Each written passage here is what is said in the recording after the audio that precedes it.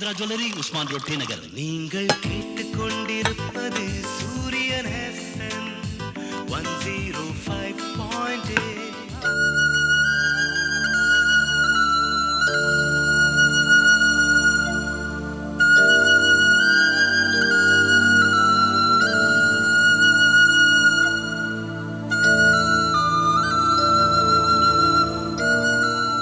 Tea சாப்பிடுங்கண்ணே.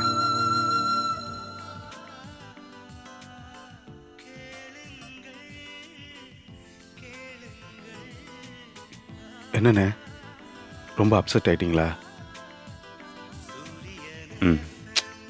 விட்டு தள்ளுங்கண்ணே. நீங்கள் கேட்டு ரசித்துக் கொண்டிருப்பது விவிஎஸ் ஜிஞ்சர் ஆயிலின் உங்களுக்காக நிகழ்ச்சி. இன்னைக்கு 12 மணிக்கு ஊர் சுத்தலாம் வாங்க நிகழ்ச்சி. உனக்கு வருத்தமாவே இல்லையா? அண்ணா நகர் 14. எப்படி நான் வருத்தம் இல்லைன்னு சொல்ல முடியும்? இவ்வளவு நாளா வேலை பார்த்த இடம், அது மட்டும் இல்லாம என் கூட வேலை பார்த்தவங்க, அக்கா, மேனேஜர்,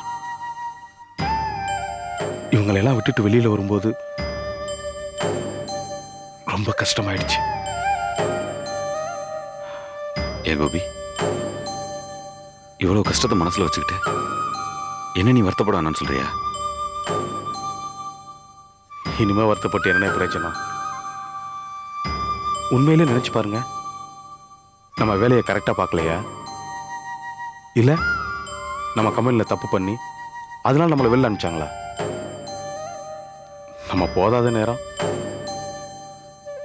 விதி இவங்க ரூபத்துல வந்துருச்சு.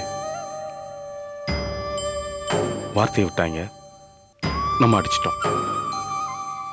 ஏ கோபி, முன்கோவம் அது என் சுபாவம். ஆனா நீயாச்சும் பொறுமையா இருந்துக்கலாம்ல. சூரியன் FM இருந்தால் எங்கள் எப்படி நான் பொறுமையா இருக்க சொல்றீங்க? கார்த்திகை அப்படின்னு எழுதிருக்காங்க. முதல்ல நீங்க வேலை பார்க்குற இடத்துல அவனை போட்டு அடிக்கும் போது எனக்கு கோவம் வந்துச்சு. பாரதி, நசீம் பானு, நாகூர் மீரன், ஆனா அவன் சொன்ன வார்த்தையை கேட்ட பிறகு கலில், மும்தாஜ் இவங்க கேட்டிருக்காங்க. என்ன பாடல்? துள்ளா விஜய் எப்படி தப்பா பேசலாம்? படத்துல இருந்து இன்னிசை. எப்படி பொறுத்துட்டு இருக்க முடியும்? அந்த நேரத்துல என்ன கரெக்டா பண்ணணுமோ அதை தான் கரெக்டா பண்ணிட்டு வந்திருக்கோம்.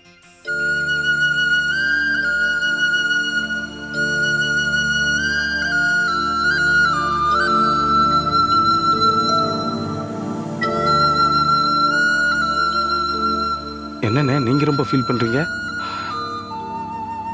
இல்ல கோபி, பொதுவாக எனக்கு ஒரு ராசி உண்டு. எந்த இடத்துக்கு போனாலும், எந்த வேலைக்கு போனாலும் ரொம்ப நாளா நினைச்சிருக்க மாட்டேன். ஆனா என்னடா நம்ம வண்டி இப்படி ஓடிட்டு இருக்கேன்னு நினைச்சேன். பாச்சாணி மது மாதிரி ஆயிடுச்சு. எனக்கு என்னமோ என் ராசி தான் ஒன்னையும் போட்டு படுத்ததுன்னு நினைக்கிறேன். வேலையை விடுங்கண்ணே, எனக்கு வேலை போனதை பத்தி கவலையே இல்லை. இந்த வேலை போனா இன்னொரு வேலை கிடைக்க போகுது. நான் எந்த வேலைக்கு போனாலும், இல்லை நான் என்ன தொழில் தொடங்கினாலும் உங்களை கையோட கூட்டிக்குவேன். கவலையே படாதீங்க. கோபி, இந்த மாதிரி ஒரு சூழ்நிலையில உன் வார்த்தை எனக்கு ரொம்ப ஆறுதலா இருக்கு. டீ சாப்பிடுங்கண்ணே, நம்ம வீட்டுக்கு போகலாம். உங்க வீட்டுக்கா? ம். இல்ல கோபி, நான் வரல. ஏன்? இல்ல, ஏற்கனவே உங்க வீட்டு ஆளுங்க வாய்க்கு வந்தபடி பேசுவாங்க. இப்போ 2 பேருக்கு சேர்ந்தாப்புல வேலை போயிருக்கு. வேலை போன கையோட வீட்டுக்கு போனா பேச்சிலே துவச்சி என்னை தொங்க போட்டுருவாங்க. நான் ரூமுக்கு போயிட்டு பேக் எடுத்துட்டு அலுவலகத்துக்கு போறேன். என்ன ஒண்ணு, அங்கேயே எனக்கு அர்ச்சனை காத்துக்கிட்டு இருக்கு. பழைய போன விஷயம், நான் பாத்துக்கிறேன். கவலையே படாதீங்கண்ணே, நீங்கள் அலுவலகத்திலே இருங்க. உங்களுக்கு வேலை ரெடியான உடனே நானே ஃபோன் பண்ணுறேன். அதுக்கப்புறம் புறப்பட்டு சென்னைக்கு வந்தால் போதும். சரி. வீட்டில் இது ஒரு பெரிய பிரச்சனையை கிளப்ப வேண்டாம்னு சொல்லுங்கள். கண்டிப்பாக வேலைக்கு நான் பொறுப்பு. சரி. டீ சாப்பிடுங்கண்ணே. கொஞ்சமாவது அறிவு இருக்கா கலை உனக்கு? வயசாகுதே தவிர இடம் பொருள் எவ்வளவு ஏதாவது தெரியுதா? இந்த மாதிரியா பேசுறது? ஏண்டா அதுல என்னடா தப்பு? பாவம் கண்ணுக்கு லட்சணமா இருக்காளே, இவளை நம்ம செல்வத்துக்கு கட்டி வச்சா நல்லா இருக்குன்னு என் அபிப்பிராயத்தை சொன்னது கூடவா தப்பு? அபிப்பிராயத்தை யார்கிட்ட சொல்றதுன்னு இல்ல, அவங்க எல்லாம் ரொம்ப பெரியவங்க. நான் அவங்க கடையில வேலை பார்த்திருக்கேன். கொஞ்ச காலம்னாலும் அவர் எனக்கு முதலாளியா இருந்திருக்காரு. முதலாளி வீட்டுல போய் யாராவது சம்பந்தம் பேசுவாங்களா? ஏன் உன் ஆத்தா இருக்காள இதோ இவளும் உன் அண்ணன் மாணிக்கமும் அவன் முதலாளி சிவசாமி கிட்ட போய் சம்பந்தம் பேசலையா?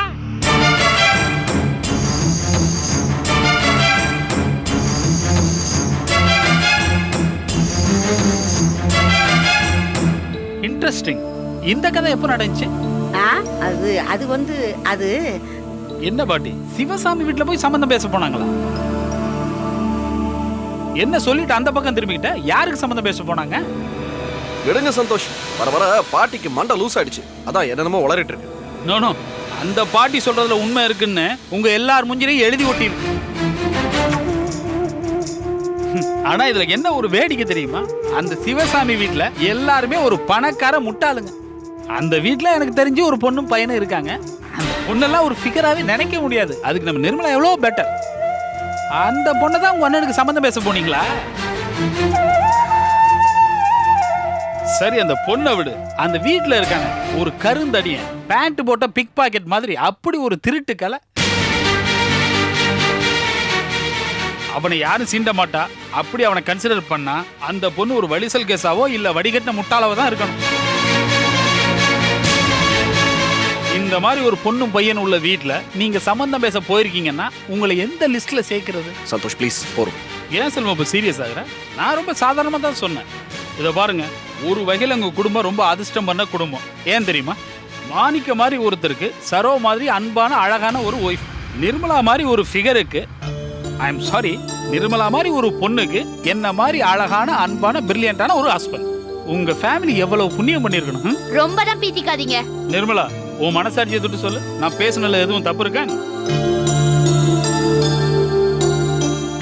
என்ன பாட்டி கப்சுப்னு ஆயிட்டீங்க? மாப்பிள்ள, அது பேசுறதை விட பேசாம இருக்கிறது தான் நல்லது. காலைல பாலு சார் கிட்ட அப்படியெல்லாம் பேசி அவர் வருத்தப்பட்டாரு. நீ பேசுனதுல எதுவும் தப்பு இல்ல பாட்டி, ஆனா இதுல ஒரு சிக்கல் இருக்கு. என்ன சிக்கல்? அருந்ததிய மருமகளா கொண்டுட்டு வரலாம்னு சொல்றிய, ஏதோ மாட்டை ஓட்டிட்டு வர மாதிரி சொல்ற. இப்போ அதுக்கு என்னப்பா? நாம அதை கூட்டிட்டு வரதெல்லாம் இருக்கட்டும், முதல்ல அருந்ததிக்கு நம்ம செல்வ மாதிரி ஒரு ஆளை பிடிக்கணும். ஏன்னா அதை பார்த்தா அதுவும் என்ன மாதிரி ஒரு ராயல் பேக்ரவுண்ட்ல இருந்து வந்த ஆள் மாதிரி தெரியுது. ஏன் என்ன செல்வத்துக்கு என்ன குறைச்சிருக்கு? மகாராஜா மாதிரி இருக்காருடா. சரி, உருவத்தை விடு. செல்வம் பேசினாலே பிரச்சனை ஆயிருமே. இவன் எப்பவுமே வீட்டுல உள்ள எல்லாரையும் அட்வைஸ் பண்ணியே கொள்றான். இந்த லட்சணத்துல இவனுக்கு ஒரு பொண்டாட்டி வந்தா அவன் நிலைமை பரிதாபம் தான். இத பாருங்க, நான் இவனை பத்தி பேசுறேன், அதுக்கு அவனே சிரிக்கிறான். இவனுக்கு ஏதோ ப்ராப்ளம் இருக்கு. சிரிக்காம நீங்க சொல்றதுல ஒரு விஷயம்னு சீரியஸாவா எடுக்க முடியும் சந்தோஷ்? சரி சரி, ரொம்ப சிரிக்காத. அருந்ததி உனக்கு கிடைப்பான்னு பகல் கனவு காணாத. ஏன்னா அவ உன்னை கன்சிடர் பண்ணுவான்னு எனக்கு நம்பிக்கை இல்லை. இத பாருங்க சந்தோஷ், பாட்டி ஏதோ விவரம் இல்லாம பேசிருச்சு. அந்த பேச்சுல எனக்கு சத்தியமா உடன்பாடு கிடையாது. அவங்க ஃபேமிலி, அவங்க அந்தஸ்து எல்லாமே வேற, நம்ம நிலைமை வேற. பகல் கனவு காண்றாள் நான் கிடையாது சந்தோஷ். அட போடா கிறுக்கா. அந்த பொண்ணை பத்த தகப்ப என்ன சொன்னாரு? எல்லாம் ஆண்டவன் செயல்னு சொல்லல. இப்பவும் நான் சொல்றேன், நான் சொல்ற சொல்லி எப்பவுமே வீண் போகாது. எல்லாத்தையுமே அந்த ஆண்டவன் நடத்தி வைப்பா.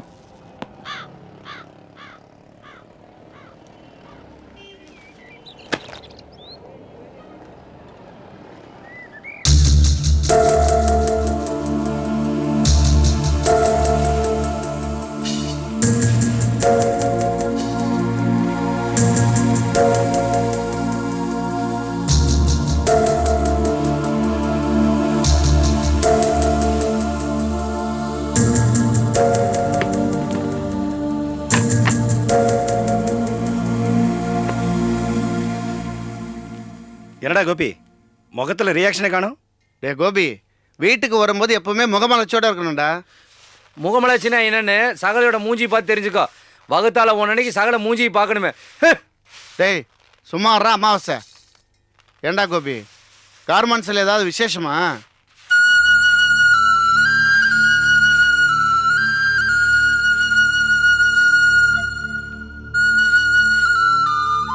என்னடா கோபி, என்னடா எல்லாரும் புதுசா பாக்குற மாதிரி பாக்குற? அப்ப ஏதோ விசேஷமா சொல்ல போறேன்னு நினைக்கிறேன்.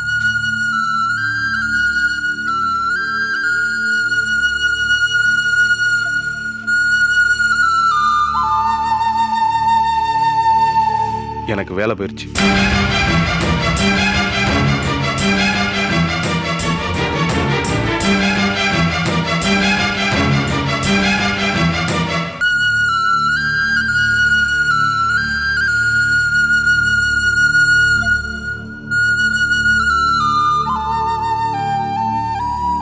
எனக்கு வேலை போயிடுச்சு.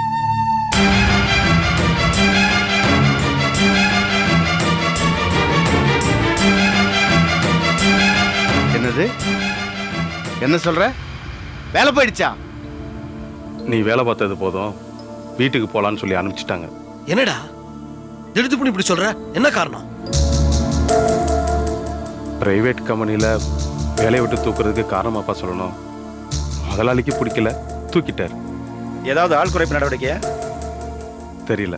உன்னோட சேர்த்து வேற யாருக்காவது வேலை போச்சா? மொத்தம் எத்தனை பேர் வேலையை விட்டு தூக்குனாங்க? என்னையும் போசனையும் சேர்த்து அனுப்பிச்சிட்டாங்க. ஓ, அப்ப அது வேற விஷயம். ஆமா, உன்னையும் சகலையும் மட்டும் எதுக்கு வேலையை விட்டு தூக்குனாங்க? ஏண்டா, கம்பெனில அத்தனை பேர் வேலை பார்க்கும்போது உன்னையும் போஸை மட்டும் வேலையை விட்டு தூக்குறாங்கன்னா சகல 2 பேரும் சேர்ந்து என்ன கலவடி தானடா பண்ணீங்க? மாப்ள கொஞ்சம் சும்மா இருக்கீங்களா? அவரையும் சும்மா இருக்க சொல்றீங்க? கோபியும் போஸும் பிரச்சனை பண்ணாமலா அவங்க 2 பேரும் வெளியே அனுப்புனாங்க? ஏய், யாரை பார்த்து என்ன பேசுற? அவனை பத்தி பேசுறதுக்கு இங்க யாருக்கும் அருகதை கிடையாது. டேய், நீ பேருக்கு தானே மூத்த புள்ள, செய்யறதுல அவன்டா. அவனை பத்தி யாரும் பேச வேண்டாம். மாமா, அதுக்காக இங்க யாரும் பேசல. போஸுக்கு மட்டும் வேலை போயிருந்தா இங்க யாரும் கவலைப்பட போறது இல்ல. போஸோட சேர்ந்து இவனுக்குள்ள வேலை போயிருக்கு. அந்த போஸுக்கு இவன் தானே வேலை வாங்கி கொடுத்தான். அவன் தருத்தர இவனையும் பிடிச்சிச்சு. மாப்ள, முதல்ல வார்த்தை அளந்து பேசு. யாரும் யார் வாழ்க்கையும் கெடுக்க முடியாது. அவங்க வாழ்க்கையை அவங்க தான் கெடுத்துக்கிறாங்க. கோபியை பத்தி நீங்க யாரும் கவலைப்பட தேவையில்லை. அவன் திறமைக்கும் அறிவுக்கும் புத்திசாலித்தனத்துக்கு கண்டிப்பா வேலை கிடைக்கும். நீங்களும் உங்க வேலையை பார்த்துட்டு போங்க. போங்க போங்க, எல்லாரும் போங்க போங்க.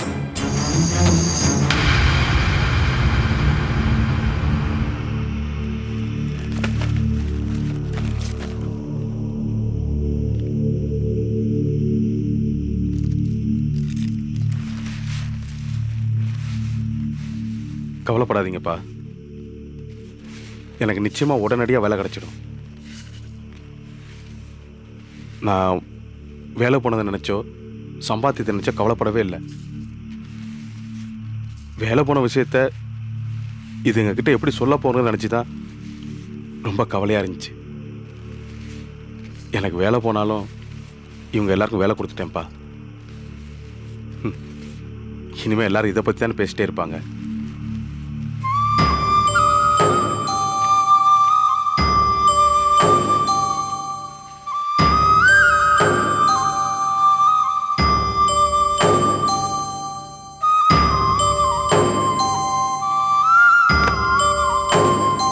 என்னங்க, கார்மெண்ட்ஸ்ல அப்படி என்னங்க பிரச்சனை?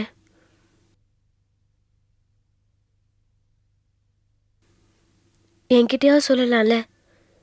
போஸ் மாமா ஏதாவது பிரச்சனை பண்ணிட்டாரா? அப்படியே அவர் பிரச்சனை பண்ணாலும் உங்களை எங்க வேலையை விட்டு தூக்கணும்?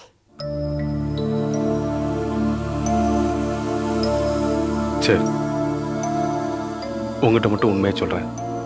உங்ககிட்ட சொல்லித்தான் ஆகணும். கார்மெண்ட்ஸில் 2 பேருக்கும் வேலை போனதுக்கு காரணம் இன்னைக்கு கார்மெண்ட்ஸில் சின்னதாக ஒரு அடிதடி பிரச்சனை. அடிதடியா? என்ன சொல்றீங்க? கார்மெண்ட்ஸில் வேலை பார்க்குற ஒரு பொறுக்கி ராஸ்கல் உன் கேரக்டரை பற்றி தப்பாக பேசிட்டான். அதை பொறுக்க முடியாம தான் போசனை அவனை போட்டு கண்ணா பின்னான்னு அடிச்சிட்டேன். முதல்ல விவரம் தெரியாமல் நான் போசனை கண்ணா பின்னான்னு திட்டேன். அதுக்கப்புறம் தான் தெரிஞ்சு அந்த ராஸ்கல் உன்னை தப்பா பேசியிருக்கான். உன்னை பத்தி தப்பா பேசினா எப்படி வச்சு நான் கேட்டுட்டு இருப்பேன்? சும்மா விட்டுட்டு வருவேன்? அதான் நானும் அவனை அடிச்சிட்டேன். நாங்கள் அடிச்சது கார்மெண்ட்ஸில் தொழில் நடக்கிற இடம். ஓனர் பார்த்துட்டு சும்மாவா இருப்பாரு? 2 பேரையும் வேலையை விட்டு அனுப்பிச்சிட்டாரு. உன்னை பத்தி எப்படி வச்சு அவன் தப்பா பேசலாம்?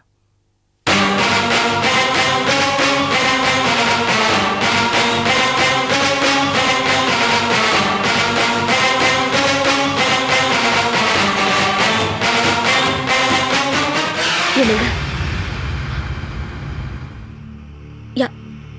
யாரோ என் கேரக்டர் பத்தி தப்பா பேசினாங்கன்னு சொன்னீங்கல்ல,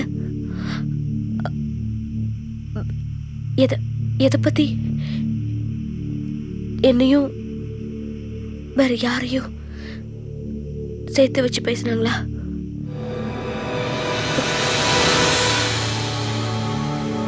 விஜி, அவன் இப்படி பேசினதுக்கு தான் அவனை அடிச்சு போட்டு வீட்டுக்கு வந்தேன். அவன் இந்த மாதிரி யாரையோட சேர்த்து வச்சு உன்னை அசிங்கமா பேசியிருந்தான்னு வச்சுக்க, அவனை வெட்டி போட்டு நேரம் ஜெயிலுக்கு போயிருக்கு.